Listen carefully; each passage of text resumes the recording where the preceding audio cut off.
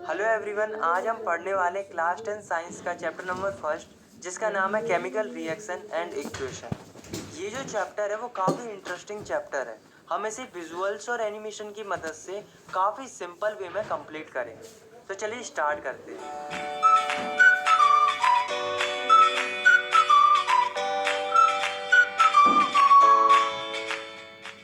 तो हमारी daily life में हमें हमारे आसपास कई सारे चेंजेस देखने को मिलते हैं, जिसमें से कुछ चेंजेस फिजिकल होते हैं और कुछ चेंजेस केमिकल होते हैं। तो चलिए समझते हैं कि फिजिकल और केमिकल चेंजेस आखिर होते क्या हैं। तो सबसे पहले हम समझते हैं कि फिजिकल चेंज क्या होते हैं।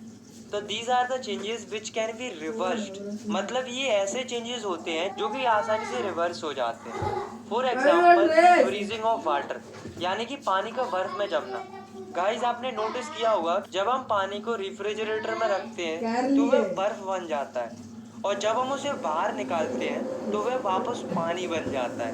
तो ये जो चेंज है वो फिजिकल चेंज है, क्योंकि यहाँ पर जो चेंज हो रहा है वो रिवर्सिबल है। अब हम समझते हैं केमिकल चेंजेस क्या होते हैं।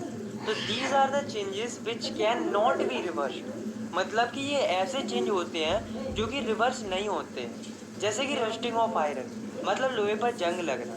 आपने देखा होगा कि जब हम लोहे को एटमॉस्फेयर में खुला छोड़ देते हैं तो लोहे पर जंग लग जाती है और लोहा खराब हो जाता है। तो ये जो चेंज है वो केमिकल चेंज है, क्योंकि एक बार लोहा अगर खराब हो जाता है तो वह वापस उसी स्टेट में नहीं आ पाता है। तो चलिए अब हम इस चैप्टर के दो इंपॉर्टेंट टर्म्स को समझते हैं, जो कि है रिएक्टेंट और प्रोडक्ट। तो ये दोनों टर्म्स आपको इस चैप्टर में कई बार सुनने को मिलेंगे।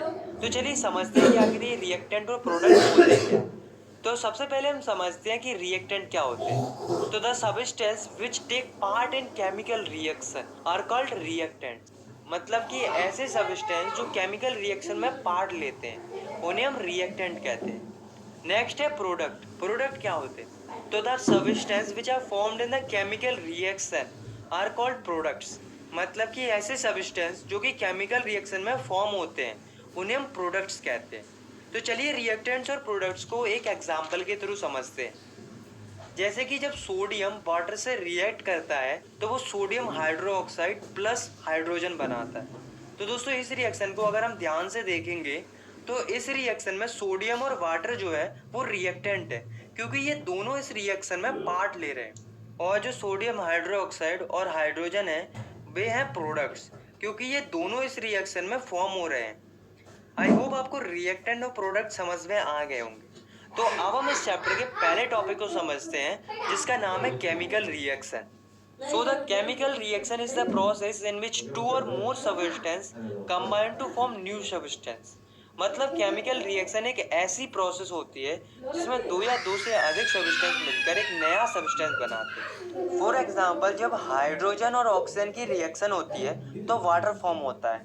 और दोस्तों इस रिएक्शन में जो हाइड्रोजन और ऑक्सीजन है वो रिएक्टेंट है, और जो वाटर फॉर्म हो रहा है वो प्रोडक्ट है। तो आप देख सकते हो यहाँ पर दो सब्सटेंस मिलकर एक नया सब्सटेंस बना रहे हैं, तो यहाँ पर केमिकल रिएक्शन हो रही है। तो केमिकल रिएक्शन क्या होती है ये तो हमने समझ लिया। अब हम ये समझते हैं कि केमिकल रिएक्शन होती है तो हमें क्या क्या चेंजेस देखने को मिलते हैं। तो जब केमिकल रिएक्शन होती है तो हमें ये चेंजेस देखने को मिल सकते हैं। मतलब जब केमिकल रिएक्शन होती है तो हमें रिएक्शन होने से पहले और रिएक्शन होने के बाद सब्सटेंस की स्टेट में चेंजेस देखने को मिल सकते हैं। जैसे कि solid to liquid, liquid to gas और गैस टू सॉलिड। और दूसरा चेंज जो हमें देखने को मिल सकता है वो है चेंज इन कलर, मतलब केमिकल रिएक्शन के दौरान हमें रिएक्टेंट और प्रोडक्ट्स के कलर में चेंजेस देखने को मिल सकते हैं। और तीसरा जो चेंज हमें देखने को मिल सकता है वो है इवोल्यूशन ऑफ गैस, मतलब केमिकल रिएक्शन के दौरान हमें गैस निकलती हुई दिख सकती है। चौथा चेंज जो हमें देखने को मिल सकता है वो है चेंज इन टेम्परेचर, मतलब केमिकल रिएक्शन के दौरान हमें रिएक्टेंट और प्रोडक्ट के टेम्परेचर में चेंजेस देखने को मिल सकता है। और पांचवा और लास्ट चेंज जो हमें देखने को मिल सकता है वो है फॉर्मेशन ऑफ प्रेसिपिटेट, मतलब कि जब भी केमिकल रिएक्शन होती है तो हमें प्रेसिपिटेट निकलते हुए दिख सकता है। अब हम इस चैप्टर के सबसे इम्पोर्टेंट टॉपिक को समझते हैं, जो कि है केमिकल इक्वेशंस। तो यहाँ बेसिकली हमें तीन चीज़ों को समझना है, जो कि है कि केमिकल इक्वेशन क्या होती है, हम इन्हें बैलेंस क्यों करते हैं, और हम इन्हें बैलेंस कैसे कर सकते हैं। तो हम तीनों टॉपिक्स को एक एक करके समझेंगे। तो चलिए हम इन तीनों टॉपिक्स को एक एक करके समझते हैं। तो सबसे पहले हम समझते हैं केमिकल इक्वेशन होती क्या है। तो chemical equation is the symbolic representation of a chemical reaction with the help of symbols and फॉर्मूले। मतलब केमिकल रिएक्शन को उनके सिंबल्स और फॉर्मूले की फॉर्म में लिखने को ही हम केमिकल इक्वेशन कहते हैं। फॉर एग्जाम्पल मीथेन और ऑक्सीजन जब रिएक्शन करते हैं तो वो carbon dioxide plus water form करते हैं। तो आपने देखा कि इस रिएक्शन को फॉर्मूले और सिंबल्स की फॉर्म में हमने कैसे रिप्रेजेंट कर दिया, और इसी रिप्रेजेंटेशन को हम केमिकल इक्वेशन कहते हैं। तो चलिए अब हम ये जानते हैं कि किसी भी केमिकल इक्वेशन को लिखते कैसे हैं। तो किसी भी केमिकल इक्वेशन में जो रिएक्टेंट होते हैं उन्हें हम लेफ्ट हैंड साइड पर लिखते हैं, और जो प्रोडक्ट होते हैं उन्हें हम राइट हैंड साइड पर लिखते हैं, जैसा कि आप इस रिएक्शन में देख सकते हो। तो चलिए अब हम आगे बढ़ते हैं और समझते हैं कि बैलेंस्ड केमिकल इक्वेशन क्या होती है। तो बैलेंस्ड केमिकल इक्वेशन वो इक्वेशन होती हैं जिनमें रिएक्टेंट और प्रोडक्ट्स के एलिमेंट्स के अंदर एटम का नंबर सेम होता है। तो चलिए अब हम ये समझते हैं why do we need to balance chemical equation. मतलब हमें केमिकल इक्वेशन को बैलेंस करने की ज़रूरत क्यों पड़ती है। तो हमें केमिकल इक्वेशन को बैलेंस करने की ज़रूरत इसलिए पड़ती है क्योंकि according to law of conservation of mass, mass can neither be created और nor be destroyed during a chemical reaction. मतलब किसी भी केमिकल रिएक्शन में मास को ना ही क्रिएट किया जा सकता है और ना ही डिस्ट्रॉय किया जा सकता है। तो इसका मतलब तो ये हुआ कि रिएक्टेंट और प्रोडक्ट दोनों का जो मास है वो इक्वल होना चाहिए, और ऐसा तो तब होगा जब रिएक्टेंट्स और प्रोडक्ट के एलिमेंट्स के अंदर एटम का नंबर सेम, क्योंकि अगर ऐसा नहीं होगा तो law of conservation of mass apply ही नहीं होगा। तो अब हमने ये तो जान लिया कि केमिकल इक्वेशन को बैलेंस क्यों करते हैं। तो अब हम ये समझते हैं कि how to balance a chemical equation. मतलब कि हम केमिकल इक्वेशन को बैलेंस कैसे करते हैं। तो केमिकल इक्वेशन को बैलेंस करने का कोई स्पेसिफिक मेथड तो है नहीं, इसे हम हिट एंड ट्रायल मेथड से बैलेंस करते हैं। तो चलिए अब हम कुछ रिएक्शन को बैलेंस करके बैलेंसिंग को सीखते हैं।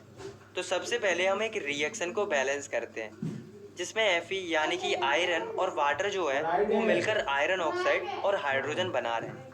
तो इस रिएक्शन को अगर हम ध्यान से देखते हैं तो इस रिएक्शन में रिएक्टेंट और प्रोडक्ट्स के अंदर एटम का नंबर सेम नहीं है और ये रिएक्शन अनबैलेंस्ड है। अब हमें किसी भी तरह से इस रिएक्शन के रिएक्टेंट और प्रोडक्ट में एटम का नंबर सेम करना है और रिएक्शन को बैलेंस करना है। आपको ये बात याद रखना है, किसी भी केमिकल इक्वेशन में हमें जो चेंज करना होता है तो हम हर एक एलिमेंट या कंपाउंड को ब्रैकेट में बंद कर देते हैं, और जो कुछ भी मल्टीप्लाई या कोई भी चेंज करते हैं वो पूरे ब्रैकेट पर होता, ना कि कोई पर्टिकुलर एलिमेंट पर।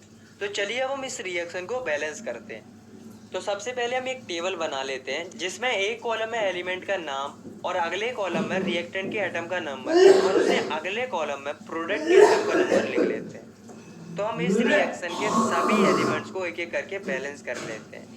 तो सबसे पहले हम देखते हैं आयरन को। तो आयरन के रिएक्टेंट में एक और प्रोडक्ट में 3 एटम है। तो अब हमें ये देखना है कि हम किस तरह से आयरन के रिएक्टेंट और प्रोडक्ट में एटम का नंबर सेम कर सकते हैं। तो अगर हम रिएक्टेंट के आयरन जिसमें कि एक एटम है उसमें 3 का मल्टीप्लाई कर दें तो रिएक्टेंट और प्रोडक्ट दोनों में एटम का नंबर सेम हो जाएगा और आयरन बैलेंस हो जाएगा। अब हम हाइड्रोजन को देखते हैं। तो हाइड्रोजन के रिएक्टेंट और प्रोडक्ट में पहले से ही 2 एटम है और ये तो पहले से ही बैलेंस्ड है। तो अब हम बैलेंस करते हैं ऑक्सीजन को। तो ऑक्सीजन के रिएक्टेंट में 1 और प्रोडक्ट में 4 एटम है। तो अगर हम रिएक्टेंट के ऑक्सीजन में 4 का मल्टीप्लाई कर देते हैं तो ऑक्सीजन बैलेंस हो जाएगा। लेकिन अगर हम देखें तो रिएक्टेंट में ऑक्सीजन अकेला नहीं है, वो पूरे कंपाउंड की फॉर्म में है, और जब 4 का मल्टीप्लाई करेंगे तो वो पूरे कंपाउंड पर होगा, जिसके कारण हमारा ऑक्सीजन तो बैलेंस हो जाएगा। लेकिन हाइड्रोजन जो पहले से बैलेंस था वो 4 का मल्टीप्लाई करने पर अनबैलेंस हो जाएगा और हाइड्रोजन के रिएक्टेंट में 8 एटम हो जाएंगे और प्रोडक्ट में रह जाएंगे 2 एटम।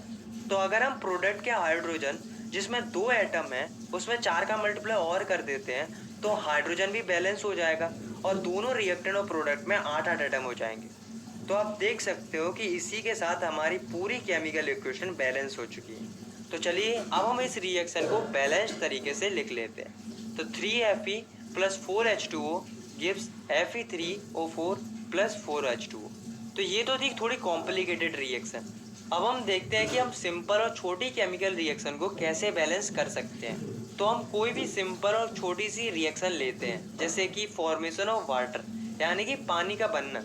तो हाइड्रोजन प्लस ऑक्सीजन मिलके पानी बनाते हैं, ये तो हम सभी लोग जानते हैं। तो इस रिएक्शन को बैलेंस करने के लिए हमें टेबल बनाने की ज़रूरत नहीं है, क्योंकि ये एक छोटी रिएक्शन है। इस रिएक्शन में हाइड्रोजन और ऑक्सीजन मिलकर वाटर बना रहे हैं, और यहाँ पर हम देखें तो हाइड्रोजन के रिएक्टेंट और प्रोडक्ट दोनों में दो दो एटम है। इसका मतलब ये तो पहले से ही बैलेंस्ड है।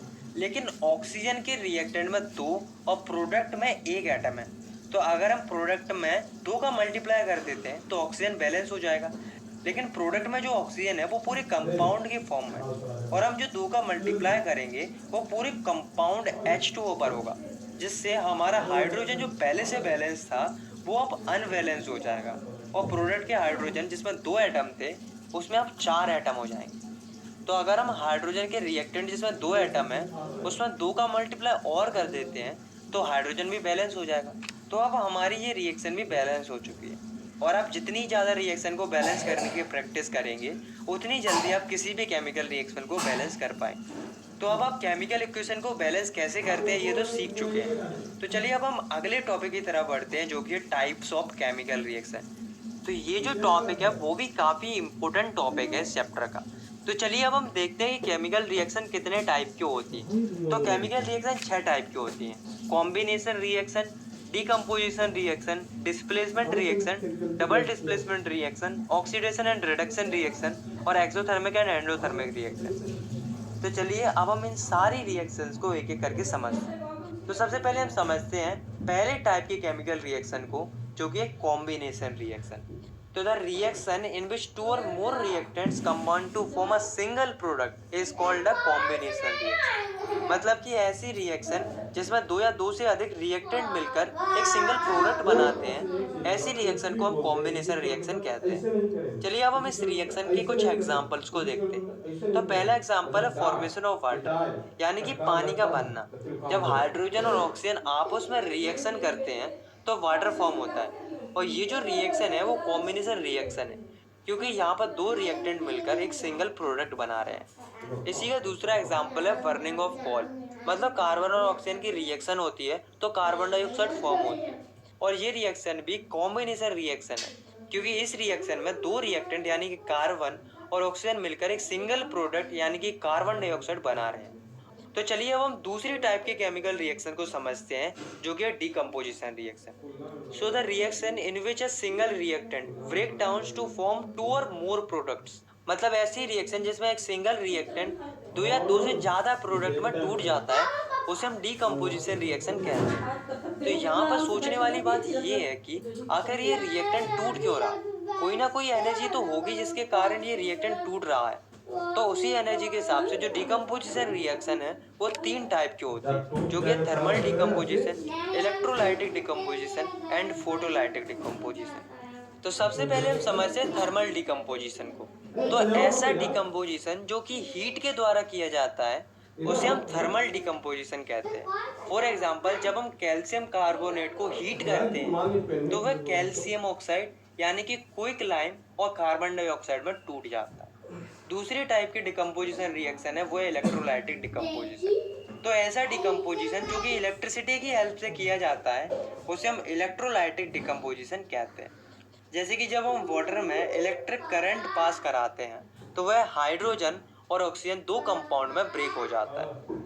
तीसरे टाइप की डिकम्पोजिशन रिएक्शन है फोटोलाइटिक डिकम्पोजिशन। मतलब ऐसा डिकम्पोजिशन जो कि लाइट एनर्जी की हेल्प से किया जाता है उसे हम फोटोलाइटिक डिकम्पोजिशन कहते हैं।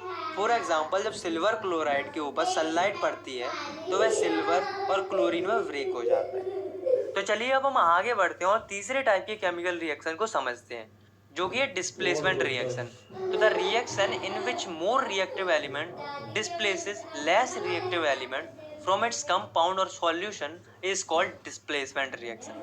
मतलब कि ऐसी रिएक्शन जिसमें ज़्यादा रिएक्टिव एलिमेंट कम रिएक्टिव एलिमेंट को डिस्प्लेस कर देता है उसके कंपाउंड या सॉल्यूशन से, तो उसे हम डिस्प्लेसमेंट रिएक्शन कहते हैं। चलिए हम डिस्प्लेसमेंट रिएक्शन का एक एग्जांपल देखते हैं। तो जब जिंक और कॉपर सल्फाइड की रिएक्शन होती है तो जिंक जो होता है वो ज़्यादा रिएक्टिव होने के कारण कॉपर को डिस्प्लेस कर देता है और जिंक सल्फाइड बना लेता है, और कॉपर जो है वो अलग हो जाता है। चौथे टाइप की केमिकल रिएक्शन है डबल डिस्प्लेसमेंट रिएक्शन। तो the reaction in which two different ions और group of atom in the reactant molecules are displaced by each other is called double displacement reaction. मतलब ऐसी रिएक्शन जिसमें दो अलग अलग आयंस और एटम के ग्रुप रिएक्टेंट के मॉलिक्यूल में एक दूसरे के द्वारा डिस्प्लेस किए जाएं, तो ऐसी रिएक्शन को हम डबल डिस्प्लेसमेंट रिएक्शन कहते हैं। फॉर एग्जाम्पल, जब सिल्वर नाइट्रेट और सोडियम ब्रोमाइड की रिएक्शन होती है तो सोडियम जो है वो ज़्यादा रिएक्टिव होने के कारण सिल्वर की जगह ले लेता है, और जो सिल्वर जो है वो सोडियम की जगह ले लेता है, और इसके कारण जो कंपाउंड फॉर्म होते हैं वो है सिल्वर ब्रोमाइड और सोडियम नाइट्रेट। तो अब हम समझते हैं पांचवी टाइप की केमिकल रिएक्शन को, जो कि है ऑक्सीडेशन एंड रिडक्शन रिएक्शन। तो चलिए अब हम एक एक करके इन दोनों रिएक्शन को समझते हैं। तो सबसे पहले हम समझते हैं ऑक्सीडेशन रिएक्शन को। तो oxidation can be defined as the process in which oxygen is added to a substance, और the process in which hydrogen is removed from a substance, और the process in which substance loses electron. मतलब कि oxidation एक ऐसी process होती है जिसमें कि किसी भी सब्सटेंस पर ऑक्सीजन ऐड हो रहा हो, या फिर किसी भी सब्सटेंस से हाइड्रोजन रिमूव हो रहा है, या किसी भी सब्सटेंस से इलेक्ट्रॉन्स लूज हो रहे हैं, ये होती है ऑक्सीडेशन। तो चलिए अब हम ऑक्सीडेशन के कुछ एग्जाम्पल को देखते हैं। तो जब हम कॉपर और ऑक्सीजन को हीट करते हैं तो कॉपर ऑक्साइड फॉर्म होती है, और ये रिएक्शन ऑक्सीडेशन रिएक्शन है, क्योंकि यहाँ पर जो ऑक्सीजन है वो कॉपर में ऐड हो रहा है। और जब हाइड्रोजन सल्फाइड और ऑक्सीजन की रिएक्शन होती है तो वाटर फॉर्म होता है और सल्फर फॉर्म होता है। तो ये रिएक्शन भी ऑक्सीडेशन रिएक्शन है, क्योंकि यहाँ पर हाइड्रोजन जो है वो हाइड्रोजन सल्फाइड से रिमूव हो रहा है। और ये एक और रिएक्शन है जिसमें जिंक में से 2 इलेक्ट्रॉन लॉस हो रहे हैं, तो ये भी ऑक्सीडेशन रिएक्शन है, क्योंकि यहाँ पर इलेक्ट्रॉन लूज हो रहे हैं। तो चलिए अब हम समझते हैं कि रिडक्शन रिएक्शन क्या होती है। तो ये जो रिएक्शन होती है वो ऑक्सीडेशन रिएक्शन की बिल्कुल अपोजिट होती है। तो reduction reaction can be defined as the process in which oxygen is removed from a substance, और the process in which hydrogen is added to a substance, और the process in which substance gain electrons. मतलब कि reduction एक ऐसी process होती है जिसमें किसी भी सब्सटेंस से ऑक्सीजन रिमूव हो रहा हो, या फिर किसी भी सब्सटेंस पर हाइड्रोजन ऐड हो रहा हो, या फिर किसी भी सब्सटेंस में इलेक्ट्रॉन ऐड हो रहा हो। फॉर एग्जांपल, जब पोटेशियम क्लोराइड वो पोटेशियम क्लोराइड और ऑक्सीजन में टूट जाता है तो वो रिएक्शन होती है रिडक्शन रिएक्शन, क्योंकि यहाँ पर ऑक्सीजन रिमूव हो रहा है।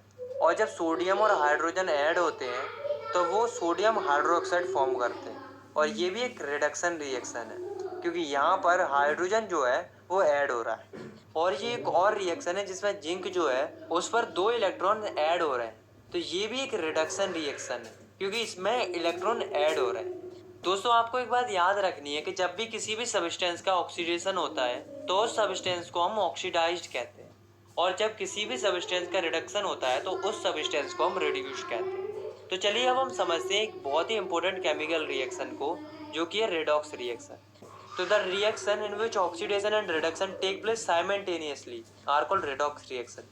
मतलब कि ऐसी रिएक्शन जिसमें ऑक्सीडेशन और रिडक्शन एक साथ देखने को मिलते हैं, तो ऐसे रिएक्शन को हम रेडॉक्स रिएक्शन कहते हैं। फॉर एग्जाम्पल, कॉपर ऑक्साइड और हाइड्रोजन की रिएक्शन होती है तो कॉपर और वाटर फॉर्म होता है, और ये जो रिएक्शन है वो रेडॉक्स रिएक्शन है, क्योंकि इसमें कॉपर ऑक्साइड जो फॉर्म हो रहा है वो कॉपर में रिड्यूस हो रहा है, और यहाँ पर रिडक्शन रिएक्शन हो रही है। और जो हाइड्रोजन है वो वाटर में ऑक्सीडाइज हो रहा है, और यहाँ पर हो रही है ऑक्सीडेशन रिएक्शन। तो इस रिएक्शन को हम रेडॉक्स रिएक्शन कह सकते हैं। तो अब हम आखिरी और छठवीं टाइप की केमिकल रिएक्शन को समझते हैं, जो कि है एक्सोथर्मिक एंड एंडोथर्मिक रिएक्शन। तो इन दोनों रिएक्शन को हम एक एक करके समझेंगे। तो पहले हम समझते हैं एक्सोथर्मिक रिएक्शन को। तो the reaction which are accomplished by evolution of heat are called exothermic reaction. मतलब ऐसी रिएक्शन जिसमें से हीट एनर्जी इवॉल्व होती है तो उसे हम एक्सोथर्मिक रिएक्शन कहते हैं। For example, burning of natural gas. मतलब मीथेन और ऑक्सीजन की जब रिएक्शन होती है तो CO2 और वाटर फॉर्म होते हैं और काफ़ी मात्रा में हीट निकलती है, और ये जो रिएक्शन होती है वो एक एक्सोथर्मिक रिएक्शन होती है। चलिए अब हम समझते हैं एंडोथर्मिक रिएक्शन। तो the reaction which occur by the absorption of heat energy are called endothermic reaction. मतलब कि ऐसी रिएक्शन जिसमें हीट एनर्जी एब्जॉर्ब होती है उसे हम एंडोथर्मिक रिएक्शन कहते हैं। फॉर एग्जाम्पल, जब मर्क्यूरिक ऑक्साइड मरकरी और ऑक्सीजन टूट जाता है तो काफ़ी मात्रा में हीट ऑब्जर्व होती है। और एक और बात मैं आपको बताता हूँ कि जो फोटोसिंथेसिस होती है वो एक एंडोथर्मिक रिएक्शन होती है। तो चलिए अब हम समझते हैं चैप्टर के आखिरी टॉपिक को, जो कि है effect of oxidation in our daily life. मतलब कि जो ऑक्सीडेशन होता है उसका हमारे डेली लाइफ पर क्या इफेक्ट पड़ता है। तो ऑक्सीडेशन के हमारी लाइफ में मेनली दो इफेक्ट देखने को मिलते हैं, जो कि कोरोजन और रेंसिडिटी। तो चलिए सबसे पहले हम समझते हैं कोरोजन को। तो the phenomenon due to which metals are slowly eaten away by the reaction of air, water and other chemical present in atmosphere is called corrosion। मतलब एक ऐसा फिनोमेना जिसमें जो मेटल होता है वो धीरे धीरे खराब हो जाता है जब वह एयर, वाटर या कोई और केमिकल के कांटेक्ट में थोड़े लंबे समय तक आ जाता है। जैसे कि black coating on silver and green coating on copper. मतलब सिल्वर पर जो ब्लैक कोटिंग आ जाती है और कॉपर पर जो ग्रीन कोटिंग आ जाती है, ये दोनों जो एग्जाम्पल है वो कोरोजन के एग्जाम्पल। और अगर हम बात करें आयरन की, तो आयरन के केस में जो कोरोजन होता है उसे हम रस्टिंग ऑफ आयरन कहते हैं, जिसमें आयरन का कलर ब्राउनिश हो जाता है और वह कमजोर हो जाता है। इससे एक बात तो साफ हो जाती है कि जो कोरोजन होता है वो मेटल के लिए काफी हार्मफुल साबित होता है। तो चलिए अब हम देखते हैं कि जो कोरोजन होता है उसके क्या क्या इफेक्ट पड़ते हैं। तो कोरोजन के कारण काफी मात्रा में car bodies, bridges, iron railing, ships, specially जो मटेरियल जो आयरन से बने हुए होते हैं वो खराब हो जाते हैं, जिससे काफी मात्रा में आयरन का नुकसान होता है। और इसी तरह से सिल्वर और कॉपर भी खराब हो जाता है। तो अब हमें ये देखना है कि क्या कोई ऐसा मेथड है जिससे हम कोरोजन से मेटल को प्रिवेंट कर सकते हैं। तो चलिए अब हम देखते हैं कि हम मेटल को कोरोजन से कैसे प्रिवेंट कर सकते हैं। तो इसके कुछ मेथड होते हैं, जैसे कि पेंटिंग। जो आयरन के ऑब्जेक्ट होते हैं अगर हम उन पर पेंट कर देते हैं तो वो डायरेक्टली एटमॉस्फेयर के कांटेक्ट में नहीं आ पाएंगे और कोरोजन से प्रिवेंट रहेंगे। और जो सिल्वर होता है उसे हम बाहरी एटमॉस्फेयर से दूर रखकर और उसकी रेगुलर क्लीनिंग कर कोरोजन से प्रिवेंट कर सकते हैं। और कॉपर को हम बेकिंग सोडा और सॉल्ट के पेस्ट बनाकर उसकी रेगुलर क्लीनिंग करके उसे भी हम कोरोजन से प्रिवेंट कर सकते हैं। और एक और बहुत ज़रूरी बात जो आपको याद रखनी है वो है कि जो एल्यूमिनियम होता है उसके केस में कोरोजन हार्मफुल नहीं होता है बल्कि फ़ायदेमंद होता है। तो चलिए अब हम देखते हैं ऑक्सीडेशन के दूसरे इफेक्ट को, यानी कि रेंसिडिटी को। तो आइए जानते हैं कि रेंसिडिटी क्या होती है। So it is the process of slow oxidation of oil and fat present in the food material. मतलब कि ये एक ऐसी प्रोसेस होती है जिससे जो फूड मटेरियल में ऑयल और फैट प्रेजेंट होता है उसका ऑक्सीडेशन हो जाता है, जिससे फूड का टेस्ट और उसकी स्मेल खराब हो जाती है। तो आपको ये तो पता चल गया होगा कि रेंसिडिटी के कारण जो फूड मटेरियल होते हैं वो खराब हो जाते हैं। तो अब दोस्तों हम देखते हैं कि हम फूड मटेरियल्स को उन्हें हम रेंसिडिटी से कैसे प्रिवेंट कर सकते हैं। तो इसके कुछ मेथड होते हैं, तो चलिए हम वो भी देख लेते हैं। तो वो मेथड कौन कौन से होते हैं? By keeping food materials in air tight containers. मतलब कि जो फूड मटेरियल्स होते हैं उन्हें हम एयर टाइट कंटेनर्स में रख सकते हैं, जिससे जो फूड मटेरियल्स हैं वो डायरेक्ट एयर के कॉन्टेक्ट में नहीं आएंगे और वे रेंसिडिटी से प्रिवेंट रहेंगे। और दूसरा मेथड है वह refrigeration of cooked food at low temperature. मतलब कि जो पका हुआ खाना होता है उसको हम रेफ्रिजरेटर में रख सकते हैं, जिससे फूड रेंसिडिटी से प्रिवेंट रहता है। और तीसरा मेथड है bye avoiding cooked food and food material in direct sunlight. मतलब जो पका हुआ खाना होता है और जो फूड मटेरियल होते हैं उन्हें हम डायरेक्ट सनलाइट से दूर रखकर रेंसिडिटी से प्रिवेंट कर सकते हैं। और चौथा और आखिरी मेथड है बाय एडिंग एंटीऑक्सीडेंट। मतलब जो फूड मटेरियल होते हैं उनमें एंटीऑक्सीडेंट ऐड करके हम उन्हें रेंसिडिटी से प्रिवेंट कर सकते हैं। दोस्तों आपने कई बार चिप्स तो खाए होंगे, आपने देखा होगा कि उनमें गैस भरी होती है। तो आपके दिमाग में क्वेश्चन जरूर आता होगा कि आखिर इन चिप्स के पैकेट्स के अंदर कौन सी गैस भरी जाती है और ये चिप्स के पैकेट्स के अंदर क्यों भरी जाती है। तो जो गैस चिप्स के पैकेट के अंदर भरी जाती है वो है नाइट्रोजन। और नाइट्रोजन गैस इसलिए भरी जाती है क्योंकि ये एंटीऑक्सीडेंट की तरह काम करती है और उन चिप्स को रेंसिडिटी से प्रिवेंट करती है। तो दोस्तों यहाँ पर हमारा जो चैप्टर है वो ख़त्म होता है। आई होप आपको ये चैप्टर समझ में आ गया होगा।